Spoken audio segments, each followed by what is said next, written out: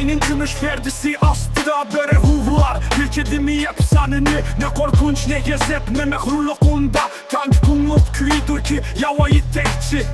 Çirikenli yemez, istekke verilmez Nefsi kişenisiz, sahne üzüksüz İzzet ekramı bilen yürüdü böyle Bir mustakil şah gibi ruhi gubarsız Muz bilen otunu tüp tutaş anu hem Bir dost bir hemrah bir mukaddes isim var Kaygurar, ruhi kurar, ölüm taşlıysa kölenge Gel bu bir şüphenin asmini ra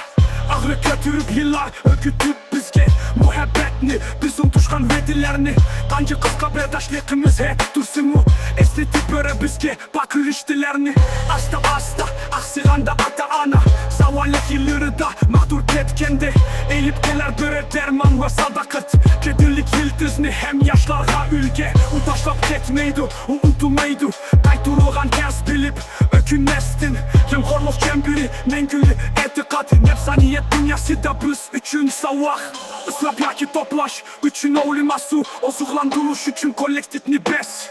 Artık cahiyeye tacı teksti yok bırak İnaklık hükümran ve megrurluk pes Böyledeki yaşar inayet şeref bilen Sudek akkan zamanda sabit bir yürek Huluşu kayguluk nakşısı dinögen O hatalığımızga koyulgan güzel eynek Çünkü onun gözüde çonkur hakikat Hayat tuşu aylanma söygü bağlıgan Adem kıyafeti de yüksek mu gerçi Böyle parasiti yitekler bizni haman